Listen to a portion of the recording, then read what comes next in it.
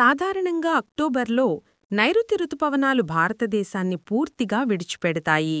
ఇదే సమయంలో ఈశాన్య రుతుపవనాలు ఎంటర్ అవుతాయి. ఈ సమయంలో సముద్రంలో ఉష్ణోగ్రతలు అధికంగా ఉంటాయి.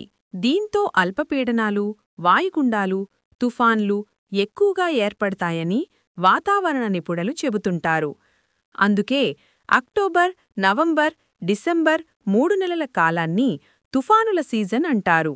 గత నెలాఖరున మొంథా తుఫాను సృష్టించిన బీభత్సాన్ని మర్చిపోకముందే మరోసారి వాతావరణ పరిస్థితులు వర్షాలకు అనుకూలంగా మారుతున్నాయని వెదర్ అప్డేట్స్ను బట్టి తెలుస్తోంది.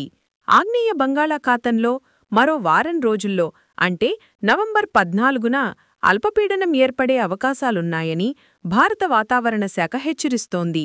బంగాళాఖాతంలో ఏర్పడే ఈ అల్పపీడనం వాయుగుండం ప్రభావంతో ఆంధ్రప్రదేశ్లో వర్షాలు మొదలయ్యే అవకాశాలున్నాయని ఐఎండీ అంచనా వేస్తోంది. ముఖ్యంగా కోస్తాంధ్రతో పాటు తమిళనాడు, ఒడిషా, పశ్చిమ బెంగాల్ ప్రాంతాలను వీటి ప్రభావం ఎక్కువగా ఉంటుందని హెచ్చరిస్తోంది. అంటే నవంబర్లో కూడా భారీ నుండి అతి భారీ వర్షాలు, వరద పరిస్థితులు తప్పవని వాతావరణ శాఖ హెచ్చరిస్తోంది.